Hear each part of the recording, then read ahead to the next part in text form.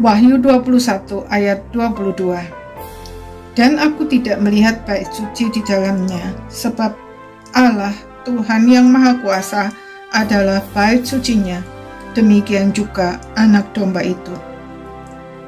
Melalui dekret Raja Koresi, Tuhan memerintahkan bangsa Israel untuk membangun kembali bait Allah dan kota Yerusalem yang telah runtuh oleh serangan Nebukadnezar 70 tahun sebelumnya.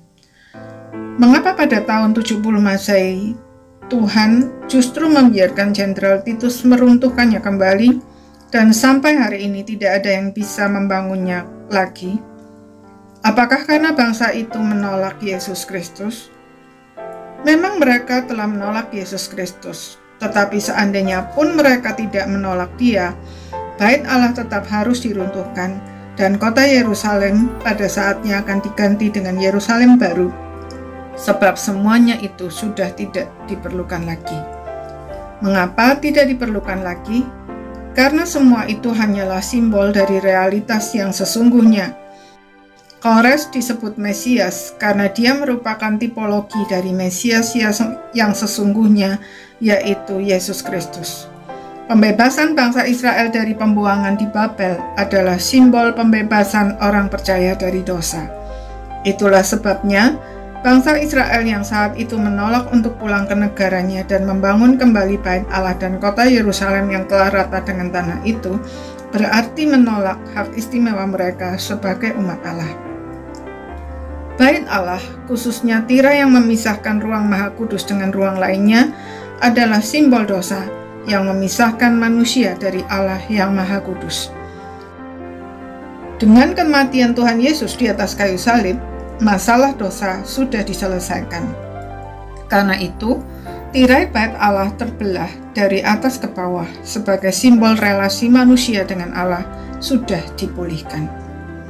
Melalui Yesus Kristus, orang percaya dapat masuk ke ruang Maha Kudus Allah kapan saja, di mana saja, dalam situasi apa saja. Dengan demikian, bait Allah sudah tidak diperlukan lagi dan tidak perlu dibangun kembali. Dalam penglihatan di Pulau Patmos, Yohanes melihat Yerusalem baru turun dari sorga, menggantikan Yerusalem yang sekarang yang bersifat fana, dan di sana tidak ada bait Allah. Sebab Allah, Tuhan yang Maha Kuasa, adalah bait sucinya. Demikian juga Yesus Kristus, Sang Anak Domba itu. Jadi, untuk apa mengharapkan dan memperjuangkan bait Allah yang telah runtuh dan kota Yerusalem yang ada sekarang ini dibangun kembali?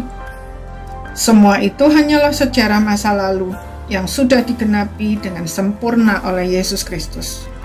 Kita perlu mempelajarinya hanya agar kita memahami dan mengagumi cara kerja Allah yang luar biasa dalam menebus manusia dari dosa, bukan sebagai tempat suci yang kesana kita harus bersiarah. Apa yang baik jika tidak dipahami secara utuh bisa menjadi berhala yang justru mengalihkan fokus penyembahan kita dari Allah. Karena itu, mari kita senantiasa mohon hikmat Tuhan agar dalam mempelajari firman Tuhan kita dapat memahami kebenaran secara utuh sehingga fokus penyembahan kita tidak bergeser dari Allah yang sejati. Amin.